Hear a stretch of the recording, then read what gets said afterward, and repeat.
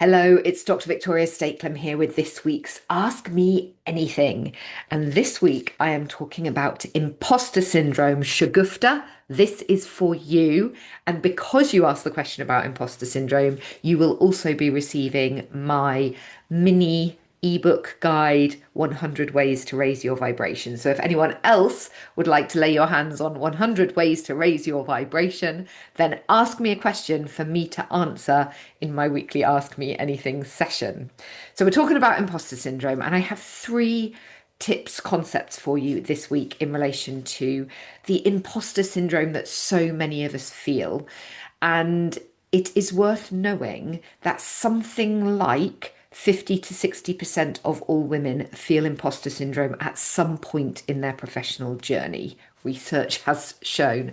Men also experience imposter syndrome, slightly lower proportions, 40 to 50% of men. So it's an extremely common feeling.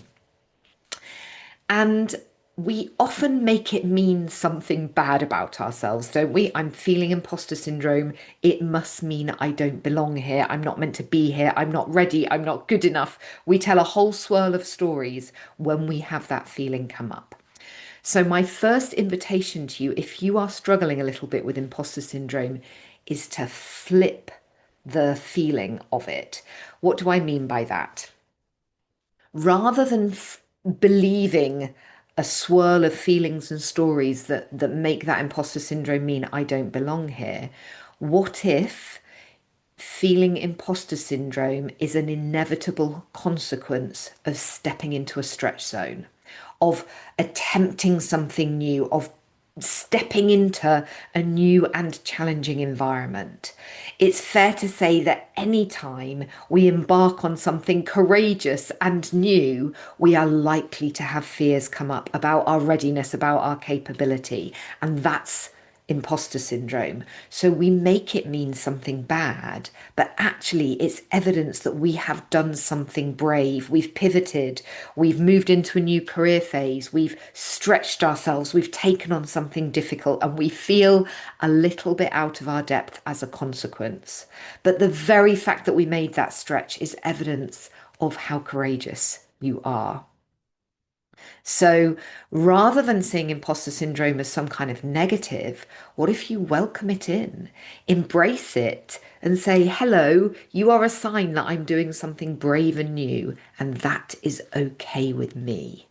So rather than expecting ourselves to have it all nailed and sorted, recognizing that when we're in stretch, when we're doing new things, it feels kind of crunchy. We do fear, can I actually do this? The second key I have for you linked to that is that courage is not the absence of fear. So if you stretched into something new and felt nothing, it probably wasn't much of a stretch.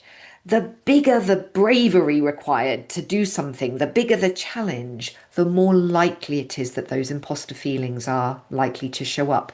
The more different the room we're stepping into, the more we are likely to feel those imposter feelings.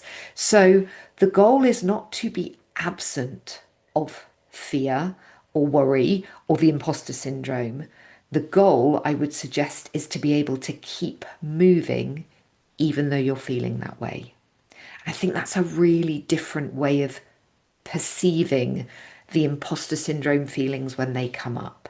Not, oh my God, this means I don't belong. I should stop what I'm doing. This is too scary. But instead, I've taken a massive leap here. That's bringing up feelings of discomfort and uncertainty, which are an inevitability of doing the brave thing I'm doing. Well done, me, for doing the brave thing. And my job is to keep moving, even though I'm feeling that way. It's to keep being in action, because what happens is over time, you settle in. You learn that you can handle it. You make your mistakes and learn from them. And after a while, you stop feeling that imposter syndrome because you know the landscape just a little bit better. So I think those two concepts, which are linked, are really helpful. A third concept I'd like to share, because I know lots of us suffer with this one, is the compare and despair piece. So we step into this new stretch space and we look across at all these other people that seem to have it sorted. And we think, ah, I don't belong here because they've all got it sorted. They seem completely calm and in their zone, and I'm freaking out and feeling like I don't belong here. But here's the thing. Firstly, you don't know what they experienced on the journey to getting to where they are now. They probably went through a phase of feeling like you feel. It may just be reflective that they've been in that space a little longer, maybe. But there's another one, a really interesting facet of this that people miss, which is that you are comparing someone's external presentation, what you are seeing of them, with what you know to be true of what you are feeling and thinking inside of yourself. So, inside of yourself, you're thinking, I don't belong. Oh my God, what if I can't do this? What if I'm not good enough? But then you're having the courage to stay in the game and do the thing. For all you know, the person that you're looking at thinking, God, they've got it all sorted. I don't belong here because I'm not as calm as them. They might be having exactly the same internal dialogue as you. They might be swirling just as much. And just like you, they might be putting a brave face on and stepping into that space and being visible or doing whatever it is they're doing. So when we compare ourselves to someone else, it's always an unfair comparison because we don't know what their backstory is or what is going on in their head as they show up. So when we compare ourselves and think, oh, I'm behind them or I'm not where I should be, and feel imposter syndrome because of that, the thing that we're missing is we don't actually know where they are. We only know what mask they are presenting.